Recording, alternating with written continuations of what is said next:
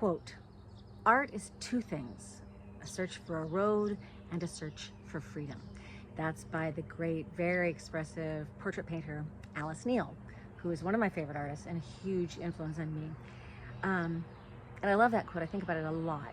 When I decided I was going to be an actor, I equated that with freedom, but really freedom from the mundane. And so I have spent my entire life prioritizing my creative pursuits as an actor and a filmmaker and a visual artist, and choosing that over a more conventional and probably more financially secure life choice. But have I always felt free? Now, what exactly is freedom? Are we talking about total freedom, like anarchy?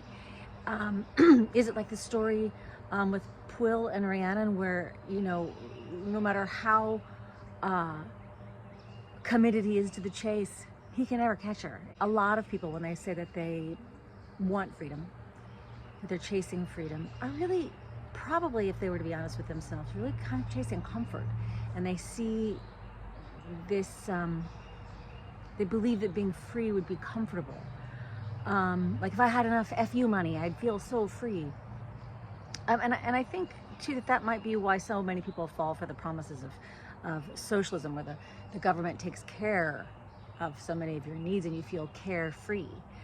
But it only feels like freedom when you're thinking about it, because in truth, real freedom is chaos, right? It's uncertainty, and ultimately it's responsibility. I mean, we saw this during the COVID years, right? When even artists abandoned the very American ideal of freedom, like freedom of speech, freedom of association, freedom of travel, freedom of thought even was vilified. What is freedom, and why do we want it? And we can be fooled a little bit. For instance, a lot of people think that living off the grid sounds like freedom for a lot of people. It's freedom from monthly bills. They feel like it's freedom from a corrupt system, from answering to others about the way you live. But it's not freedom from a lot of work. You're just making a trade.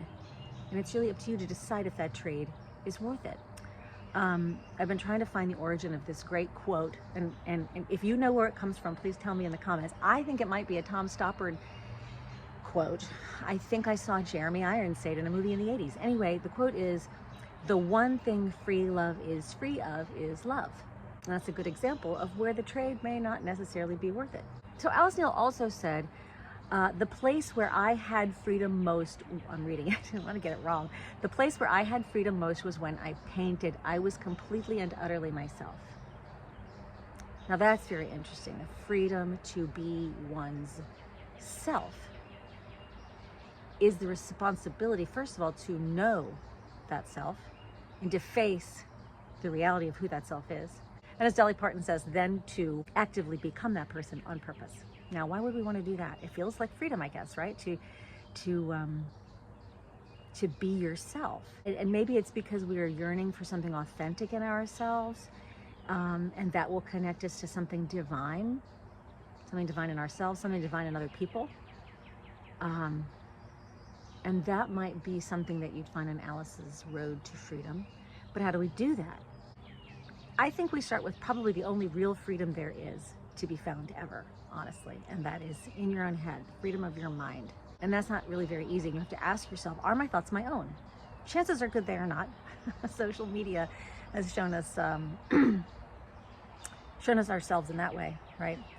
But can we separate our thoughts from the expectations of others, the perceptions of others, the opinions, the priorities, the points of view of others? I think that as an artist, that really comes into play when you have to know that what real artistic freedom is that we have to make what we must, without any regard to gatekeepers or tastemakers or the market.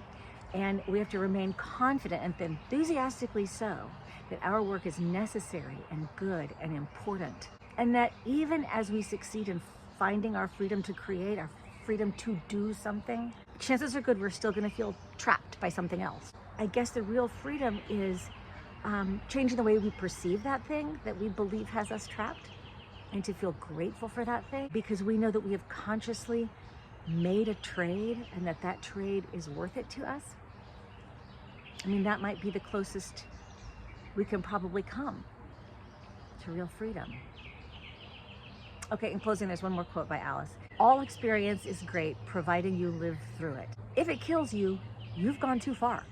Stay safe out there, folks, and stay creative.